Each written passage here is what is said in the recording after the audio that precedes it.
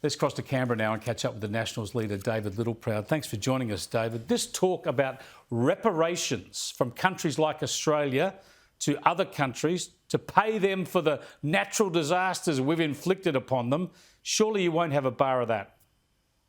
No, that's nonsense. We'll do our bit as a good global citizen.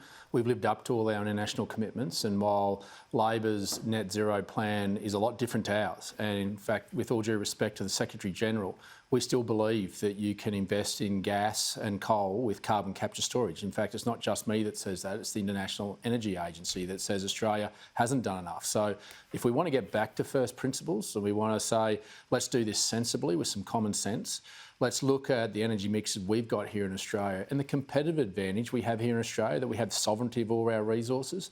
We have a supply issue with gas. Santos want to invest a whole lot of money into carbon capture storage. I've got a coal-fired power station that's investing in carbon capture storage. So if we get back to first principles of the Secretary-General and what he's trying to achieve, you can still do that with the resources we've got. And then you can also look to the emerging technology like small-scale modular nuclear, instead of what Labor's net zero plan is to put all their energy eggs in one basket, and it's not sustainable in price or reliability. And that's but worse than that, David Littleproud, is that Chris Bowen is saying that the Labor government now agrees to this idea of reparations being on the agenda at the COP27 meeting. Now, Australia should be rejecting this, because once it's on the agenda, you won't stop it.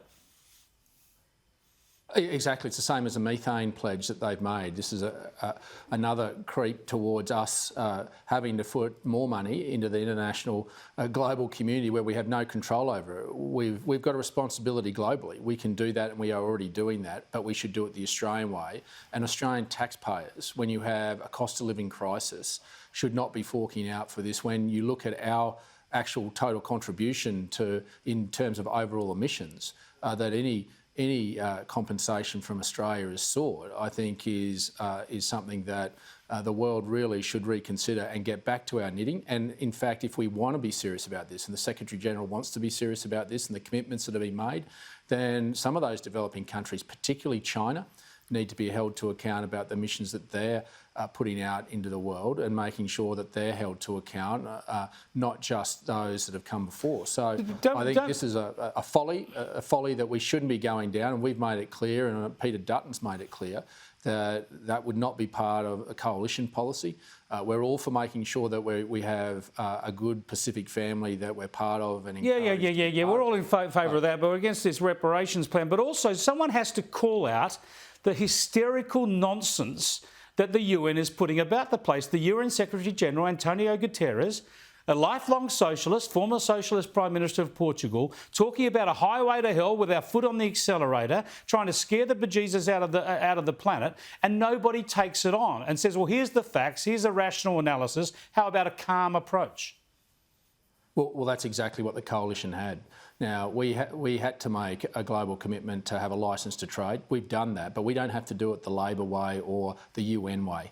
We do it the Australian way. That's the proud history of this nation, that we use this thing called common sense, and we use the sovereign resources that we own here. And that's why we could continue to invest in traditional resources. In fact, what's happened in this budget, there's $150 million ripped out by this government from carbon capture storage projects that would reduce emissions in those traditional industries, particularly like gas, when we've got a shortage.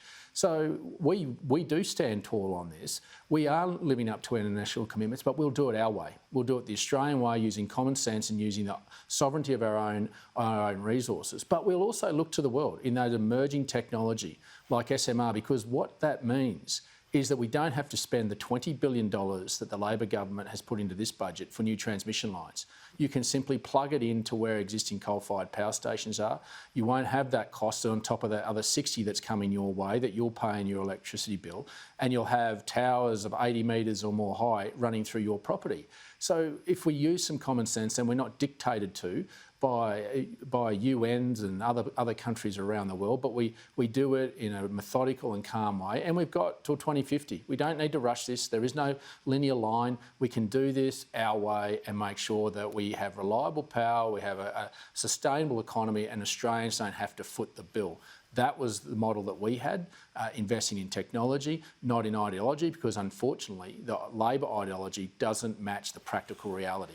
David Littleproud, thanks so much for joining us. Let's hope we get there with some of those practical solutions, hey, because we're going to see some real problems in the months and years to come.